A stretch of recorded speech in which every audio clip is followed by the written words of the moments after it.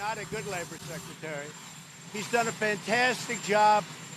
He's a friend of everybody in the administration, and I got a call this morning early from Alex, and I think he did a very good job yesterday. Under a lot of pressure, he did a fantastic job, and he explained it. And he made a deal that people were happy with, and then 12 years later, they're not happy with it. You'll have to figure all of that out, but the fact is, he has been a fantastic Secretary of Labor. And Alex called me this morning and he wanted to see me. And I actually said, well, we have the press right out here, so perhaps you just want to say it to the press. But I just want to let you know, this was him, not me, because I'm with him. He's a tremendous talent. He's a Hispanic man. He went to Harvard, a great student. And in so many ways, I just hate what he's saying now because we're going to miss him. But please, Alex. Thank you, Mr. President. Over the last week, I've seen a lot of coverage of the Department of Labor. And what I have not seen is the incredible job creation that we've seen in this economy, more than 5 million jobs. I haven't seen that workplace injuries are down, bucking a 3-year trend. Workplace fatalities are down, bucking a 3-year trend. That we had the safest year ever in mining, the lowest number of fatalities ever in mining. I have seen coverage of this case that is over 12 years old, that has input and vetting at multiple levels of the Department of Justice. And as I look forward, I do not think it is right and fair for this administration's Labor Department to have Epstein as the focus rather than the incredible economy that we have today. And so I called the president this morning. I told him that I thought the right thing was to step aside. Cabinet positions are temporary trusts. It would be selfish for me to stay in this position and continue talking about a case that's 12 years old rather than about the amazing economy we have right now.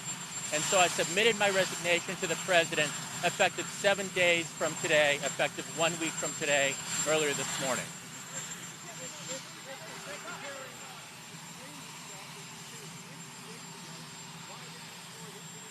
There is no need at all, as far as I'm concerned. I watched Alex yesterday. I thought Alex did a great job. And, you can always second guess people and you could say it should have been tougher. They do it with me all the time. I make a great deal with anybody. And then they say, like the Democrats, oh, it could have been better.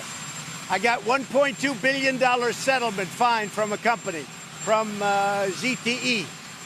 And the next day, and everybody couldn't believe it. The next day, the Democrats said, oh, he should have gotten more. So you can always be second guessed. That's what people do. I just want to tell you, this is a person that I've gotten to know.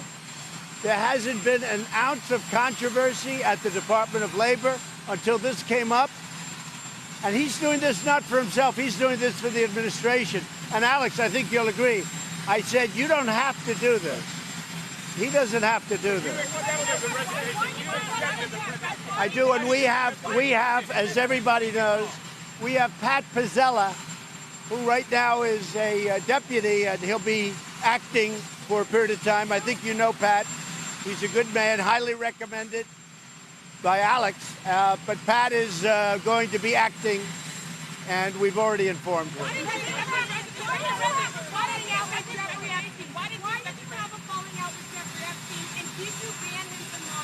Yes, and I did have a falling out a long time ago. The reason doesn't make any difference, frankly, but I haven't spoken to him in probably 15 years or more. I wasn't a big fan of Jeffrey Epstein, that I can tell you. And now, if you look, the remnants hurt this man, and I hate to see it happen.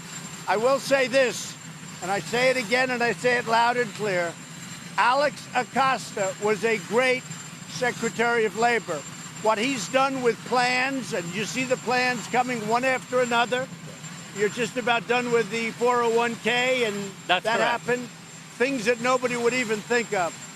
So it's very sad, but at the same time, he wants the focus to be on accomplishments, not on what you're talking about.